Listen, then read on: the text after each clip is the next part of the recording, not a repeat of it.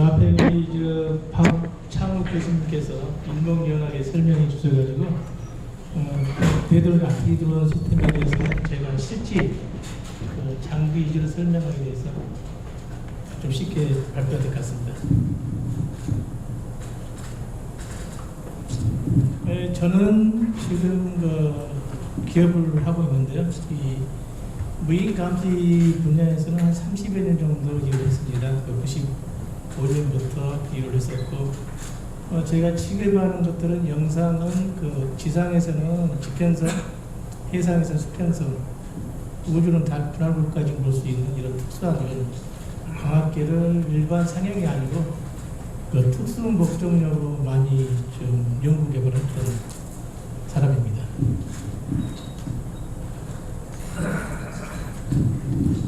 우리 유투SR은 AI 전문 기업으로서 다중선서 AI 통합 관제로 그동안에 걸어왔던 길들이고요. 자세한 것들보다도 실제 제품 위주로 가는 게 아마 효율성이 있어가지고 피곤할 것은 빨리빨리 진행을 하겠습니다. 시장 유업의 환경의 진화와 필요성들, 그다음에 우리 회사의 걸어온 길, 그리고 통합 솔루션 항공 보안에 대한 적극적인 전순으로 진행을 하겠습니다. 항공 보안 유업 환경의 진화는 보시다시피 18년부터 20년까지 끊임없이 글로벌 드론의 유업의 강도가 추세가 이렇게 유업 쪽으로 와 있는 게 지금 현실적인 거고요. 가장 쉽게 얘기하게 되는 소형 드론 매트릭스 같이 이런 부분들, 군집 드론, 자폭 드론, 자율비행 이런 부분들은 여러 번 강조해도 누구나 다 인식하고 있는 부분들이라 이 시급성은 누구나 다 알고 계실 겁니다. 시장의 기회입니다. 지금 보안에 대한 비행 금지구 이런 부분들, 저희 회사는 군이나 특수 목적의 장비들을 많이 보급했습니다. 일반 기업에서는 잘 알지 못하지만은 적적지역이나 해안, 중요 지역에 이런 장비들을 설치해서 운영하고 있던 기업입니다. 이 부분은 세계적으로 표준화되어 있던 일종의 슈어 대역, SWI 대역, 가시광선 대역에서 안개나 이런 투과하는 이런 광학계 기계를 저희가 R&D로 해서 개발해서 국가 전 세계적으로 유용하게 많이 사용들 하고 있습니다. 저희 회사는 95년 코리아 기술에서 이런 장비 스미트, 스나이퍼, 후크아이, 군에 계셔서 잘 알겠지만은 자이툰 무대에 파병했던 스미트, 레바논에 갔던 동명아이, 그리고 해군에 계시면 해군의 고성능 장비 이런 부분들 일반보다도 정보 쪽에서 우리 적극적인 정보 수집용으로도 많이 사용했습니다. 쉽게 얘기해드리면 우리가 섬에서 북한의 해안 진지 같은 경우는 15km에서 20km 정도의 거리가 있습니다. 그런 부분에서 정말 해안 폰지, 가짜인지 이걸 식별할 수 있는 용도로도 많이 사용을 했습니다. 두 번째는 고도화에서 저희가 이런 감지 장비는 AI라는 얘기를 많이 쓰고 있잖아요. AI 전에 저희는 미국의 미사일 방어 체계라는 MD 체계가 있습니다. 요즘 AI 전에 바이파 툴이라는 소프트랑 하와이에 있는 방산 일정 부분하고 콜라보해서 AI라는 이런 부분들을 저 일부 벌써 15년 전이네요. 그래서 적용하는 기초적인 기술을 습득을 했던 회사고요. 그 기반으로 해서 여러 가지 사업들을 많이 했죠. 그리고 고정식에서 기동식으로, 기동식에서 방어에서 공격식으로 전환하고 있는 그런 회사입니다. 우리 회사의 4대 역량은 전자 신호처리나 전자전, 그 다음에 종합센서, 국방 쪽에, 그리고 AI 모델은 누구나 좀 다 지향을 하기 때문에 간단하게 넘어가겠습니다. 보시다시피 우리가 실제 이 제품은 실제 운영하고 있고 임무를 수행하고 있는 실제 장비입니다. 그래서 보면은 대상은 해상용, 대공용, 지상용 이렇게 구분되어 있고 라인업은 브랜드명이 있습니다. 보통 지상은 호크아이 시리즈라고 해서 대부분 그 육군에 계셨으면 아마 군단에 아마 전력화를 많이 했겠죠. 상당하게 오래전이었습니다. 벌써. 그리고 초장거리는 드래곤아이, 그리고 스나이퍼는 일종의 타겟한 대공용, 소형 그쪽으로 타겟으로 해서 브랜드 상표명을 분리해서 지금 사업화를 하고 있습니다. 주요 제품군입니다. 일단 그 EOIR 같은 경우 유일하게 중소기업에서 그 DQ 인증을 받았습니다. 그런 우리가 중소기업에 수출했을 때 이 영상 장비를 국가가 품질 보존한다, 그런 논리로 이제 저희가 유일하게 받고 있는 거고요. 옆에 있는 부분들은 지금 우리 섬에서 운영하고 있는데 지상 장비로서는 현존 최고 성능의 장비들입니다. 그 부분들, 그 주요 지역을 식별하고 감시하는 부분들, 일종의 그 정보 수집용이라고 보시면 될 것 같습니다. 두 번째는 그 스나이퍼 시리즈입니다. 스나이퍼 시리즈.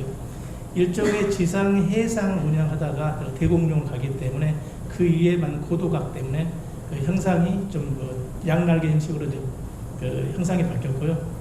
그 다음 멀티 센서는 일종의 이제 우리가 무인 수장들 같이 짐벌형 부분들도 지금 생산되고 있습니다.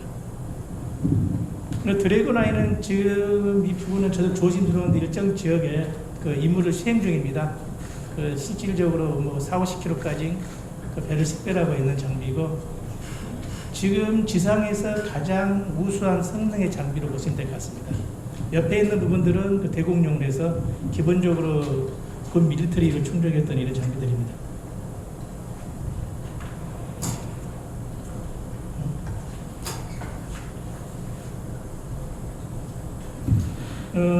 안개2가 멀티체인지라는 경우는 그 단계별로 해서 안개나 해무, 황사 이런 부분 저시성에도 그 영상을 제공했던 이런 광학계입니다. 이걸 왜 얘기를 하게 되냐면은 요즘 같은 데는 그 탐지가 하는 게 아니고 AI를 하게 되면 식별을 해야 됩니다. 그런 부분에 대해서 광학적으로 지원을 했기 때문에 우수한 센서에 실시간 좋은 그 양질의 영상을 제공하는 이런 광학계이기 때문에 굉장히 중요성이 부각됐고, 이런 기술들이 다른 센서로 융합이 돼서 새로운 복합 카메라가 지금 출시가 되고 있습니다. 통합 플랫폼입니다. 이런 그 통합 콘솔, 그다음에 AI 분석기, 그리고 기동형 이런 부분들, 이동형. 요즘 이동형 같은 경우는 굉장히 중요하겠죠.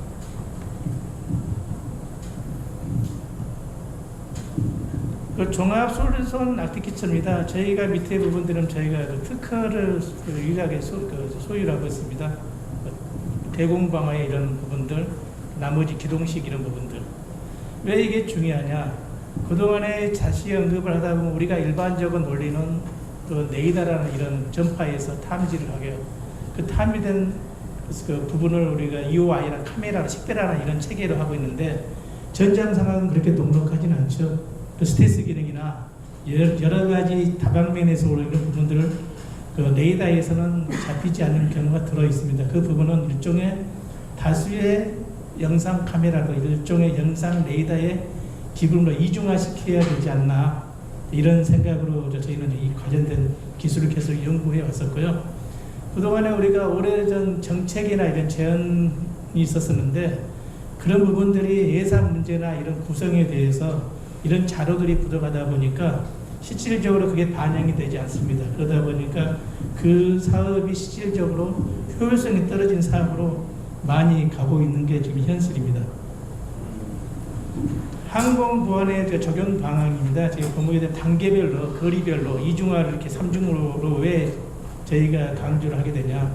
이 여러 크기나 속도나 여러 방면에서 일종의 기본적으로 예산을 핑계로 일종의 카메라에 제한되게 설치하게 되면은 감시 공백이 많이 발생합니다. 이런 부분들은 지금 전쟁 상황에도 많이 경험을 했을 겁니다. 드론 공격과 직접 위협에 대해서 이런 원자 보고 원자 쏘야 되기, 이런 논리로 따진다면 원자 식별을 해야 된다. 식별 기능을 일반적으로 레이더에만 국한해서는 안 된다는 얘기를 합니다. 소리나 나머지 여러 가지 영상 레이더. 앞에 교수님이 정확하게 설명을 해주셔가지고 그 부분들은 쉽게 설명해도 이해가 될까 싶어서 넘어가겠습니다. 정책이나 생태계 전략입니다. 뭐 대드론 같은 경우는 기준이 물론 표준화나 연계 부분들이 필요할 겁니다. 그리고 그 보안 때문에 인증 부분들을 활용할 거고, 그 민군 그 R&D 강화를 해야 됩니다. 그리고 K방산의 강소기업이 그 군의 진입 장벽이 있는데 그 부분을 극복을 해야 되는 게 현실성이 있는 거고요. 그리고 우리가 드론에 대해서 여러 가지 문제가 좀 되고 있는데, 드론 극복한다는 거 상당히 답이 없습니다. 그때그때 다르기 때문에 이런 장비라는 부분들이 이론적으로 중요하지만 현실적으로 어떻게 구성할까, 그 어느 지역에 어떤 환경에 어떻게 할 건가에 따라서 전혀 다른 솔루션이 나오기 때문에 그런 부분들은 실증 실험을 많이 해야지 그 환경을 극복하지 않을까 이렇게 싶습니다. 그래서 우리가 공항에서 왔을 때 이런 환경을 여담으로 좀 얘기해 드린다면요, 군 지역 같은 경우는 그 제한적이기 때문에 방어가 쉽지만은 이게 민간과 접촉 있는 부분들은 여러 가지 연구와 실험이 필요하지 않을까 이렇게 가름합니다. 물론 문제점만 제시하고 대안책을 제시 못한다, 이게 어쩔 수 없는 한계입니다. 오늘은 제가 제시했던 게 답이었는데 내일은 틀릴 수도 있고, 오늘은 틀렸는데 그게 내일은 맞을 수 있는 게 지금 현실입니다. 그래서 제가 마지막 말하는 모든 영상이란 그 대드론 체계나 이 무인기 체계는 그때그때 다르다고 이렇게 가름하겠습니다. 이상으로 말씀 마치겠습니다.